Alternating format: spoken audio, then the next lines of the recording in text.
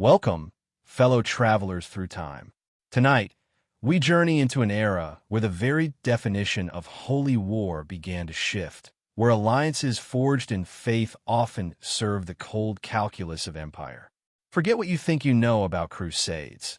These were different, yet just as fraught with desperation, ambition, and the unyielding spirit of humanity. Settle in, perhaps with a warm drink, and let the whispers of the past guide your thoughts.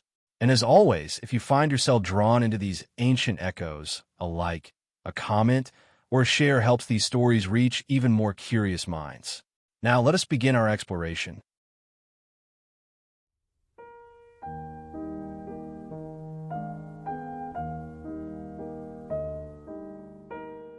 Good evening, everyone, and welcome back to Vibing History. Tonight, we're embarking on a journey that will take us through centuries of shifting alliances, fervent faith, and the brutal realities of power.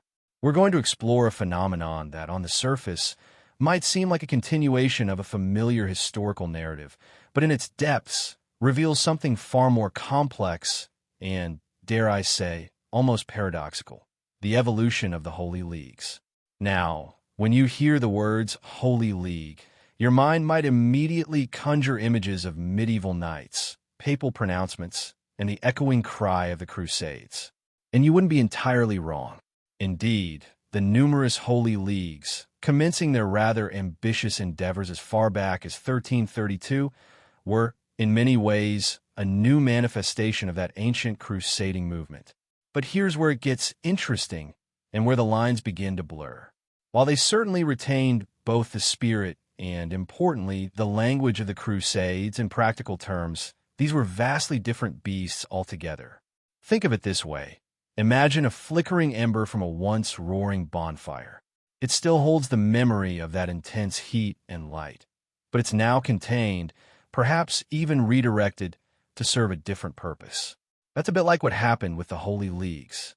They were temporary alliances, fluid pacts between interested Christian powers, coalescing and dissolving with the tides of political necessity and military ambition. And their campaigns, when successful, were indeed impactful. We're talking about significant victories like the capture of Smyrna in 1344, a crucial port city, or the monumental triumph at the Battle of Lepanto in 1571, a naval engagement that still echoes through history. And let's not forget the recovery of significant sways of the Balkans between 1684 and 1697, pushing back against a formidable, ever-present threat. But what truly distinguishes these leagues from their crusading predecessors? Well, for one, the initiative for a holy league often sprang not from the spiritual authority of the Pope, but from the pragmatic concerns of a secular power. Picture a king or an emperor looking across their borders, seeing a growing threat, and recognizing the necessity of a united front. Of course, papal involvement was almost always inevitable. If these alliances were to harness the same spiritual benefits, the same promises of eternal reward that fueled the Crusades, then the blessing of the Holy See was absolutely essential. It was a stamp of divine approval, transforming a mere military pact into something far grander, far more righteous.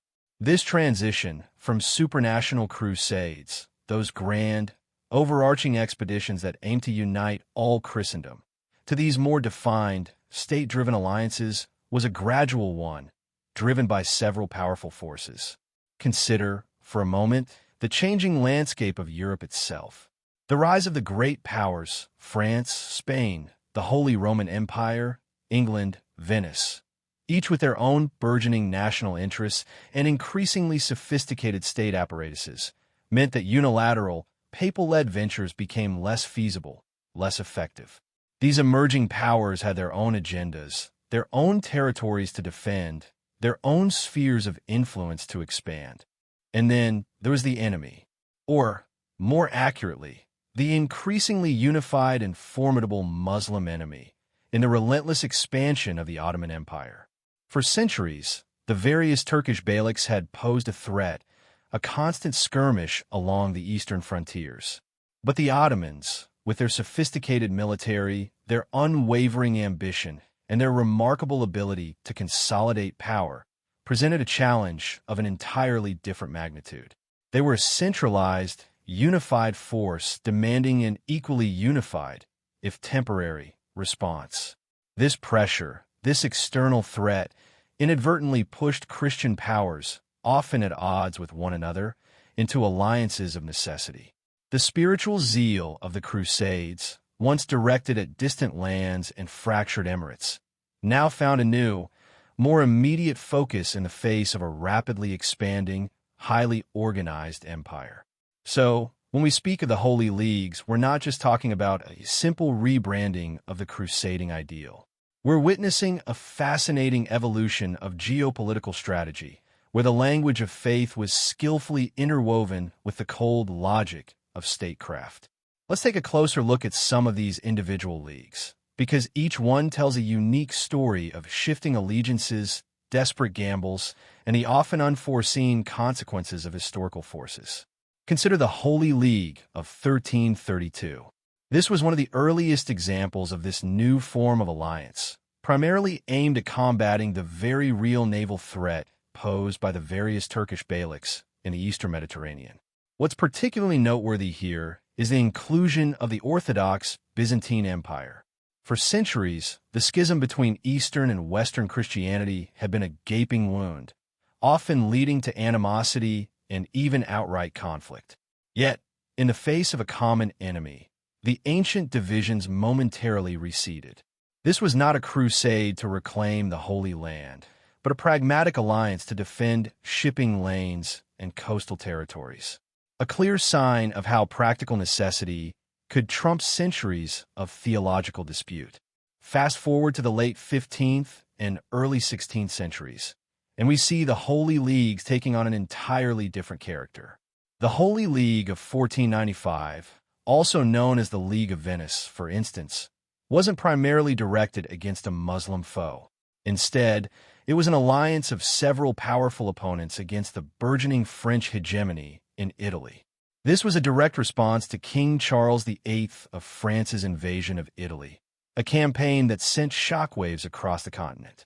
Venice, the Papal States, Milan, the Holy Roman Empire, and even Spain, all wary of French expansion, coalesced to push back against this new perceived threat. Here, the holy aspect was less about fighting infidels and more about justifying a political and territorial struggle between Christian monarchs. The Pope was involved, certainly lending his moral authority, but the driving force was very much worldly power. Then came the Holy League of 1511. This was a veritable coalition of powerhouses: the papacy, Venice, Spain, the imperial forces, and even England, all united against France. Again, not the Ottomans, but fellow Christian nations. This period was a complex dance of alliances and betrayals, where the balance of power in Italy and across Europe was constantly being redefined. These leagues were often short-lived, formed out of immediate necessity, and dissolving once the immediate threat or objective had been addressed. And the pattern continued. The Holy League of 1526, or the League of Cognac, saw France itself, alongside the papacy, England, Venice, and Milan, arrayed against Emperor Charles V. It's a dizzying array of shifting allegiances, isn't it? One moment, your allies, the next your mortal enemies. These alliances underscore a fundamental truth of this era. The concept of a unified Christendom was constantly being challenged by the realities of emerging national interests and dynastic ambitions. The ideal of a common spiritual purpose was still invoked, still powerful, but it was now a tool, a rhetorical device, often used to legitimize what were fundamentally political and military maneuvers. We also see brief, less successful attempts, like the short-lived Holy League of 1535 and another in 1538. The latter, notably, was formed against the Ottoman Empire, a reminder that the external threat never truly vanished. These less effective leagues highlight the immense challenges involved in maintaining such broad alliances. Coordinating multiple sovereign states, each with their own priorities and often limited resources, was a monumental task, frequently hampered by mistrust and internal squabbles. But then, we arrive at the most famous, and perhaps most successful of all, the Holy League of 1571. This was the alliance of major Catholic maritime states: Spain, Venice, the Papal States, Genoa, the Knights of Malta, and others, which coalesced with one singular, desperate goal: to defeat the Ottoman fleet that was dominating the Mediterranean. This was the league that culminated in the legendary Battle of Lepanto, a victory so profound, so utterly devastating to the Ottomans, that it fundamentally altered the course of naval history and instilled a newfound, if temporary, confidence in Christian Europe. This was a holy league in the truest sense of the word, driven by a desperate fear of Ottoman expansion, but also imbued with a powerful sense of religious destiny. We'll delve much deeper into Lepanto in a later segment, but for now, understand that it represents a pinnacle of these types of alliances against the direct Ottoman threat. Even after Lepanto, the struggle continued. The Holy League of 1594 was another military alliance of Christian countries against the Ottoman Empire, demonstrating the ongoing nature of this existential conflict. And as we move into the late 17th century, the Holy Leagues truly hit their stride against the Ottomans once more. The Holy League of 1684, for instance, was a formidable combination. The Holy Roman Empire, the Polish-Lithuanian Commonwealth, Venice, and even Russia. This was a massive undertaking, a coordinated effort that led to significant territorial gains in the Balkans and, for a time, pushed back the Ottoman tide. And finally, the Holy League of 1717, comprising the Papal States, Portugal, Venice, and Malta, continued this tradition, fighting against the Ottoman Empire in the final phases of a long and bloody contest. What this journey through the various Holy Leagues reveals, then, is a fascinating transformation. From an initial spark of religious fervor, a desire to emulate the crusading ideal, these alliances gradually evolved into sophisticated instruments of statecraft. They were a testament to the fact that even in an age steeped in religious belief, the practicalities of power, territory, and defense often dictated the course of action. The holy aspect remained, certainly, a powerful motivator and a unifying banner, but it was increasingly harnessed and directed by secular powers for their own strategic ends. It was an unforeseen evolution, a constant adaptation to a world that was rapidly changing, a world where the old certainties of unified Christendom were giving way to the complex, often brutal, realities of nation-states and global empires. And as we continue our journey, we'll see just how profound an impact this evolution had on the shape of Europe and the wider world.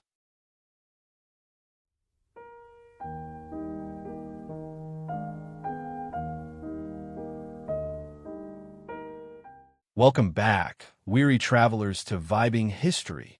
Settle in, find your comfortable spot, and let the echoes of the past wash over you.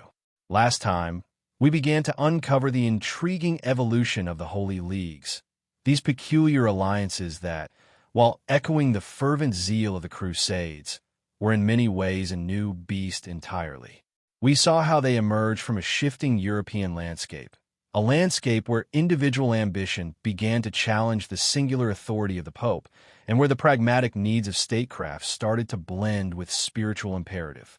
Tonight, we delve deeper into a paradox, a truly fascinating twist of fate.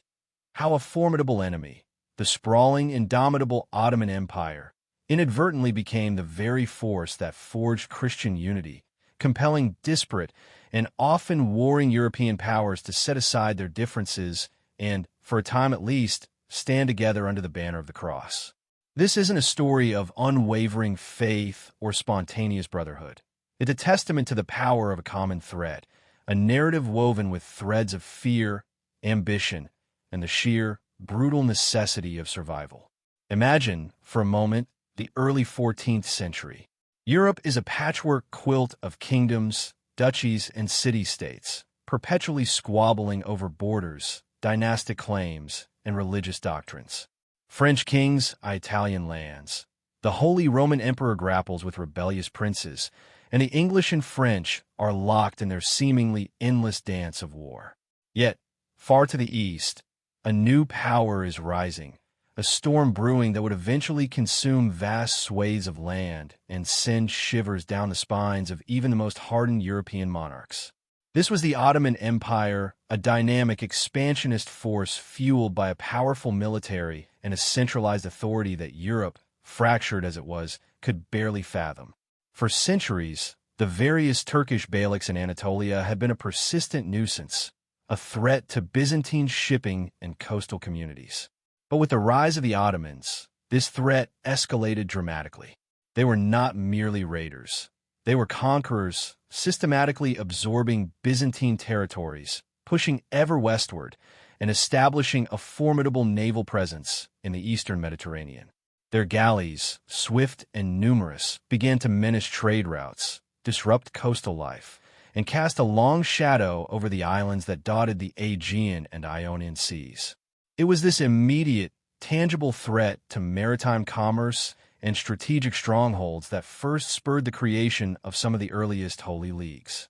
Think of the Holy League of 1332, an alliance formed not by some grand, sweeping spiritual crusade, but by the practical necessity of protecting shipping and securing vital trade hubs. What's truly remarkable about this particular league, and indeed many that followed, is its inclusivity. It wasn't just Catholic powers. The beleaguered Byzantine Empire, orthodox and often at odds with the Latin West, found itself compelled to join hands with its traditional rivals against a common, existential foe. This alliance, fleeting as it might have been, achieved a significant victory: the capture of Smyrna in 1344, a vital port that had fallen into Turkish hands. It was a clear demonstration that when united, even disparate Christian powers could push back against the seemingly relentless Ottoman advance. But these early leagues were often temporary, driven by immediate crises and prone to dissolution once the immediate danger receded or once the internal squabbles among the allies inevitably resurfaced. The concept of a sustained, unified Christian front remained elusive. European rulers, despite the rhetoric of unity against the infidel, were far too consumed by their own terrestrial ambitions. The spiritual allure of a crusade, while still present, was beginning to wane in its ability to universally compel kings and princes to sacrifice their own interests for a broader, collective cause. However, as the centuries wore on, the Ottoman Empire grew not just in size, but in sophistication and ambition. After the fall of Constantinople in 1453, the capital of the Byzantine Empire, the Ottomans truly became a world power, firmly established in Europe and casting their gaze even further west. Their armies pushed into the Balkans, conquering Serbia, Bulgaria, and eventually Hungary, placing them squarely at the gates of Central Europe. Their navy, meanwhile, became a dominant force, challenging Venice and Genoa for control of the seas, and even launching raids on Italian coasts. This escalating threat began to change the calculus for European rulers. It was no longer a distant, abstract danger, but a very real, tangible menace to their borders, their economies, and their very way of life. The unification of the Muslim enemy under the formidable banner of the Ottoman Empire meant that European states could no longer pick and choose their battles. They faced a single, powerful, and relentless adversary. This is where we see the concept of the Holy League begin its true transformation. While Arnaud Blin accurately observes that these leagues retained both the spirit and the language of the Crusades, the banners, the vows, the spiritual indulgences, in practical terms, there was something quite different.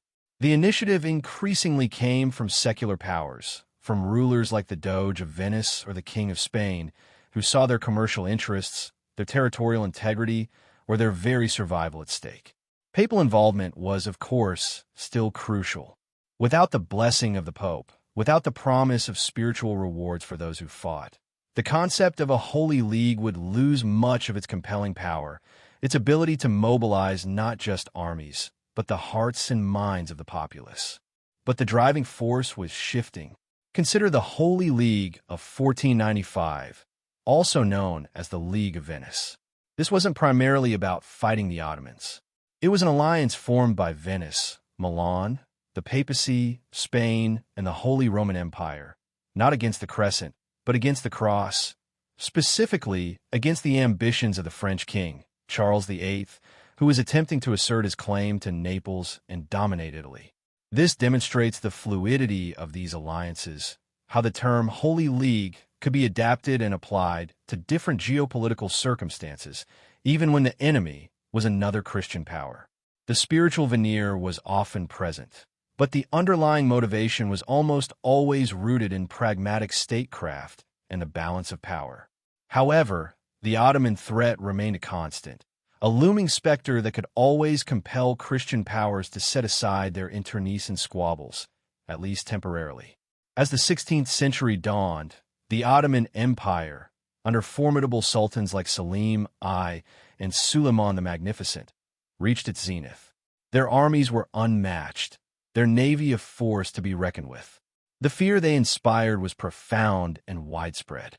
This fear, coupled with direct challenges to vital interests, led to alliances that were increasingly desperate and, at times, surprisingly effective. The Holy League of 1538, for instance, was a short-lived attempt to counter the Ottoman naval dominance. It brought together the Papal States, Spain, Venice, and the Knights Hospitaller against the formidable Ottoman admiral Hayreddin Barbarossa. While it ultimately ended in a decisive Ottoman victory at the Battle of Preveza, it showcased the growing recognition that fragmented Christian efforts were simply not enough against such a powerful, unified adversary. It was this growing realization, this undeniable pressure from the East, that truly paved the way for the most famous and, arguably, most successful of all the Holy Leagues. An alliance that, in 1571, would culminate in a clash of empires so monumental, so utterly brutal, that it would reverberate through history and temporarily halt the Ottoman advance in the Mediterranean. But that, my friends, is a tale for our next chapter. For now, ponder the irony that it was the relentless expansion of the Ottoman Empire, the formidable unity of the Crescent, that served as the crucible for the often divided states of Christian Europe. It was the common enemy that, more than any papal bull or spiritual appeal, forced them to look beyond their immediate rivalries and contemplate, however reluctantly, the strength that could be found in a shared purpose. Drift away now, let these thoughts settle, and know that even in the most fractious times, a powerful enough external force can forge unity from the most unlikely of adversaries. We'll return soon to witness the bloody triumph that defined an era. Until then, good night, and may your slumber be filled with the echoes of history.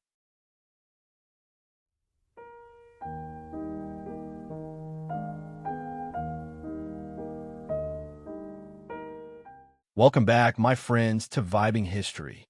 In our last installment, we explored the curious evolution of the Holy Leagues, how these temporary alliances of Christian powers rose from the ashes of the crusading spirit, adapting to a new world defined by burgeoning nation-states and the formidable shadow of the Ottoman Empire.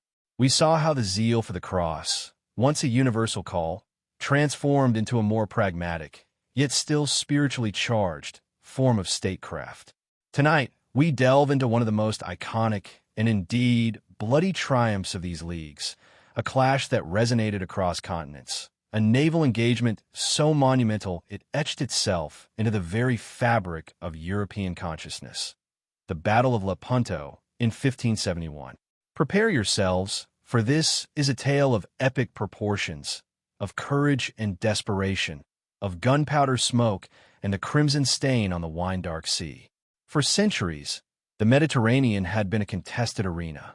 The growing power of the Ottoman Empire, with its formidable janissaries on land and its vast fleet at sea, presented an existential threat to Christian Europe.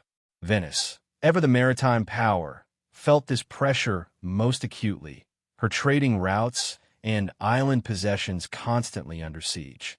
The Spanish Empire, under the zealous Philip II, saw itself as the bulwark of Catholicism, called to defend Christendom against the infidel. The papacy, of course, lent its spiritual authority, reminding all that this was not merely a territorial dispute, but a holy war. The immediate catalyst for the formation of the 1571 Holy League was the Ottoman conquest of Cyprus. This strategically vital island, a Venetian possession, fell after a brutal siege of Famagusta. The atrocities committed by the Ottoman commander Lala Mustafa Pasha against the Venetian defenders, particularly the gruesome flaying alive of Marcantonio Bragadin, sent shockwaves of outrage across Europe.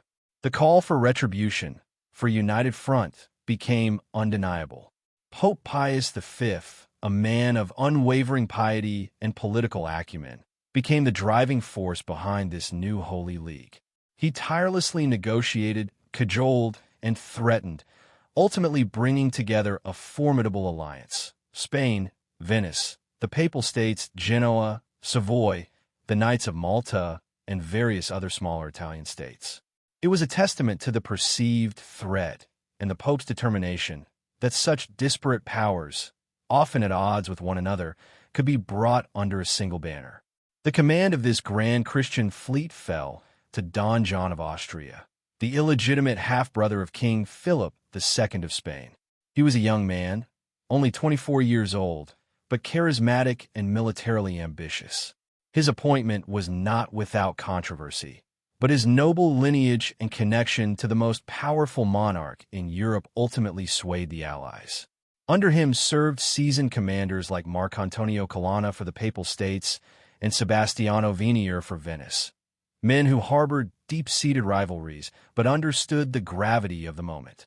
On the Ottoman side, the fleet was commanded by Ali Pasha, a veteran admiral known for his skill and bravery. His fleet was equally immense, a formidable collection of galleys and galleots, bristling with cannons and packed with elite janissaries, a force that had long dominated the eastern Mediterranean. The stage was set. The Christian fleet, comprising over 200 galleys, 6 powerful Venetian galleasses, essentially floating fortresses with heavy artillery, and numerous smaller vessels, assembled in the Gulf of Patras. The Ottoman fleet, numbering over 250 galleys and galleots, was anchored nearby. Both sides knew a decisive engagement was imminent. The morning of October 7th, 1571, dawned clear and crisp. The winds, initially unfavorable for the Christian fleet, miraculously shifted, filling their sails and propelling them towards their destiny. As the two colossal fleets sighted each other, the air would have thrummed with a nervous energy, a mixture of anticipation and dread. The rhythmic beat of drums and the blare of trumpets would have echoed across the water, a prelude to the impending slaughter. Don John, a devout Catholic, ordered a crucifix raised high on his flagship, La Real. Priests moved among the ships, offering absolution and blessings. Every man, from the lowliest rower to the highest admiral, knew the stakes. This was not just a battle for naval supremacy. It was a battle for souls, for the very future of Christendom. The battle itself was a symphony of chaos and brute force. The Venetian galleasses, with their heavy cannon, opened the engagement, tearing through the Ottoman lines, their broadsides inflicting terrible damage before the main battle lines even met. But once they did, it devolved into a swirling, desperate melee. Galleys rammed each other, grappling hooks flew, and thousands of men spilled onto enemy decks. It was hand-to-hand combat on a scale rarely seen, a brutal ballet of steel and blood. Spanish musketeers and arquebusiers, with their superior firearms, poured devastating volleys into the densely packed Ottoman vessels.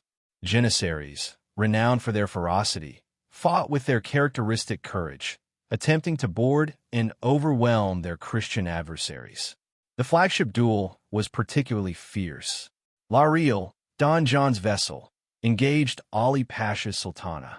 For hours, these two leviathans of the sea battered each other, their crews locked in a death struggle.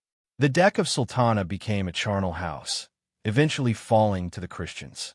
Ali Pasha himself was killed, his head paraded on a pike, a devastating blow to Ottoman morale. The battle raged for 4 long hours. The sea turned red with blood, littered with debris and the bodies of fallen men. The sheer scale of the carnage is almost unimaginable. Estimates vary, but tens of thousands perished on both sides. The air was thick with the acrid smell of gunpowder, the cries of the wounded, and the shouts of triumph and despair. By late afternoon, the tide had unequivocally turned. The Ottoman fleet, disorganized and leaderless after Ali Pasha's death, began to break and flee. Many galleys were captured, others sunk, and still more ran aground. The victory for the Holy League was absolute and crushing. The immediate aftermath was one of stunned relief and jubilation in Christian Europe. News of the victory spread like wildfire, hailed as a miracle, a divine intervention. Pope Pius V, upon hearing the news, is said to have wept tears of joy, attributing the victory to the intercession of the Blessed Virgin Mary, establishing the Feast of Our Lady of the Rosary in commemoration. Lepanto had profound and lasting consequences. While it did not destroy the Ottoman Empire, nor did it end Ottoman power in the Mediterranean. Indeed, the Ottomans rebuilt their fleet with astonishing speed. It shattered the myth of Ottoman invincibility at sea. It delivered a psychological blow that resonated for decades. It curtailed Ottoman expansion westward into the Mediterranean and solidified Christian control over the central and western parts of the sea. For Spain, it cemented its position as the dominant naval power in Europe, a role it would hold for a time. For Venice, it provided a temporary reprieve, though her decline was already underway. For the papacy, it was a profound vindication of its spiritual authority and its ability to rally the forces of Christendom against a common foe. But beyond the political and military ramifications, Lepanto remains a powerful symbol. It represents a moment when a diverse collection of Christian states, united by faith and fear, achieved a monumental victory against a seemingly insurmountable adversary. It was a testament to the enduring spirit of the Crusades, albeit in a more modern, state-driven form. The ghosts of Lepanto still whisper across the waves of the Ionian Sea. The clash of swords, the roar of cannon, the prayers of men facing certain death, it all echoes through history, reminding us of a time when the fate of empires and perhaps even civilizations hung precariously in the balance. It was a bloody triumph, yes, but a triumph that defined an era, shaping the contours of European identity and its relationship with the East for centuries to come. Join me next time as we explore the long war for the Balkans, Europe's centuries-long struggle against the Ottomans, a conflict that would etch itself deeply into the land and the memory of its people. Until then, keep vibing with history and sleep well.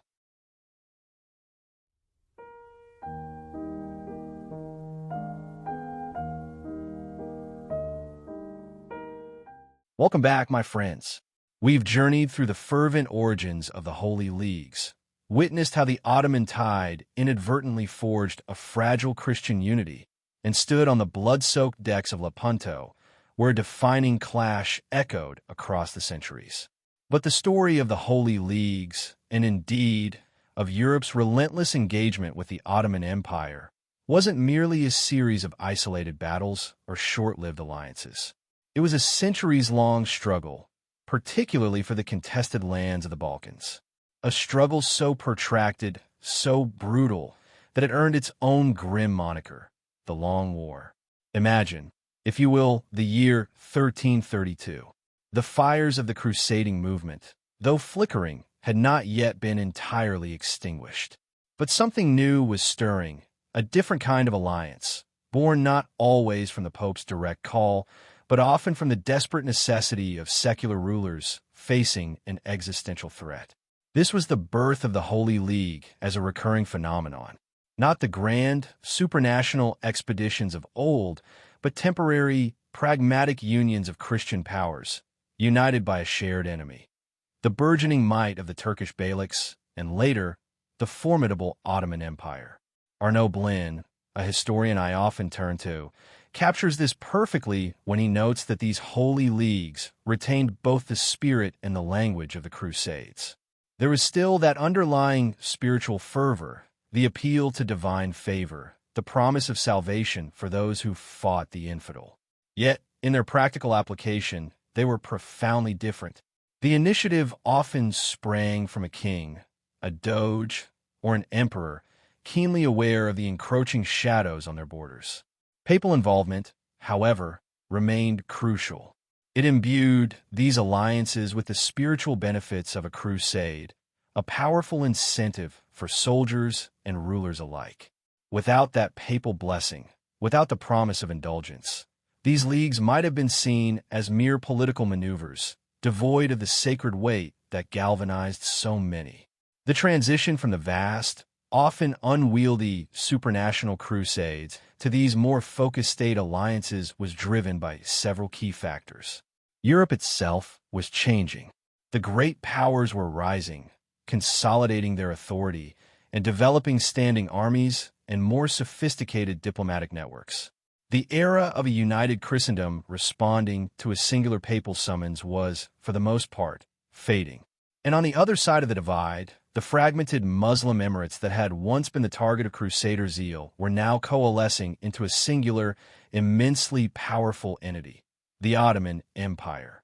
This unified, disciplined, and relentlessly expansionist foe demanded a unified, albeit temporary, Christian response. So, from 1332 onwards, the Holy Leagues became a recurring motif in European history. They were often short-lived, fraught with internal rivalries and shifting loyalties, but occasionally they struck with devastating effect. The capture of Smyrna in 1344 was one such success, a fleeting victory that stemmed the Turkish naval threat in the eastern Mediterranean for a time. Then, of course, there was the monumental triumph at the Battle of Lepanto in 1571, a narrative we've already explored in detail, where the Ottoman fleet was shattered and the myth of their invincibility was severely dented. But beyond these famous, dramatic confrontations, the Holy Leagues played a crucial, if often overlooked, role in the protracted struggle for the Balkans. The period between 1684 and 1697, in particular, saw a resurgence of these alliances, leading to the recovery of significant swathes of territory from Ottoman control. This wasn't a single grand crusade, but a series of interconnected campaigns, often waged over decades, pushing back the Ottoman frontier inch by bloody inch. Consider the landscape of these leagues. We see the Holy League of 1332, an alliance that remarkably included the Orthodox Byzantine Empire alongside Western Christian states, a testament to the desperate nature of the threat posed by Turkish naval power.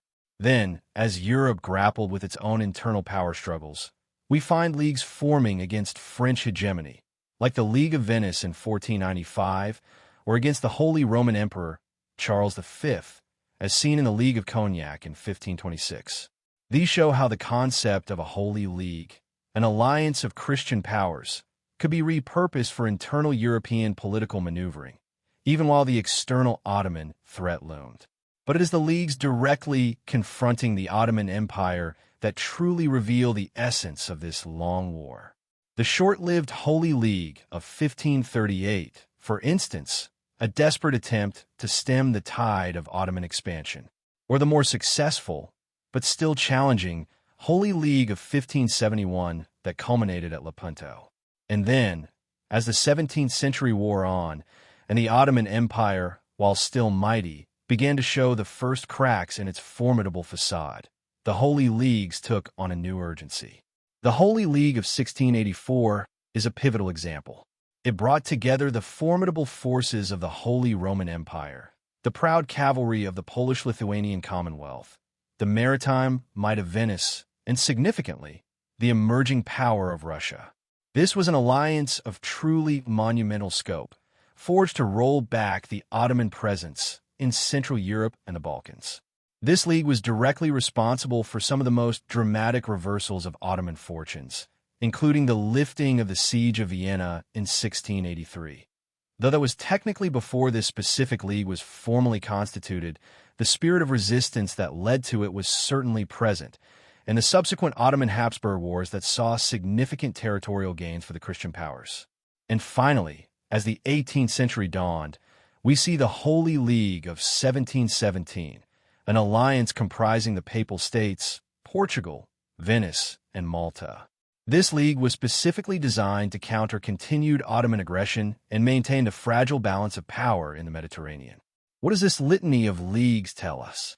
It paints a picture of constant vigilance, of shifting alliances, and of a geopolitical landscape defined by the relentless pressure of Ottoman expansion and the equally determined, though often fractious, Christian resistance. The Balkans, in particular, became a crucible for this struggle. For centuries, these lands were a battleground, a frontier where cultures clashed, where empires rose and fell, and where the very concept of European identity was forged in the fires of conflict. Imagine the lives of the people caught in this maelstrom. Generation after generation grew up under the shadow of the crescent moon or the cross, their loyalties tested, their villages burned, their families torn apart by the ebb and flow of these long wars. For the peasants of these borderlands, life was a precarious dance between tribute to the Sultan and allegiance to Christian lords, a constant struggle for survival against disease, famine, and the ever-present threat of military campaigns. The Holy Leagues, in their evolving forms, were Europe's primary mechanism for confronting this prolonged threat. They were a testament to the enduring, albeit changing, power of religious ideology in motivating political and military action. They remind us that history is rarely a neat procession of events, but often a complex, messy, and endlessly fascinating tapestry woven from the threads of faith, ambition, fear, and survival. The Long War for the Balkans wasn't just a series of battles. It was a defining chapter in the story of both Europe and the Ottoman Empire, shaping borders, cultures, and identities that resonate even today. And so, our journey through the intricate tapestry of the Holy Leagues concludes for tonight. We've seen how faith and politics, ambition and survival, intertwined to shape centuries of conflict and alliance. I hope this deep dive into the shifting sands of early modern European history has offered you new perspectives and a deeper understanding. If you've enjoyed this exploration, please consider leaving a like, a comment, or sharing it with someone who appreciates the echoes of history. Your thoughts on tonight's narration are always welcome, and I'm eager to hear what other corners of the ancient world you'd like to uncover next. Until our next journey, keep vibing with history. Farewell.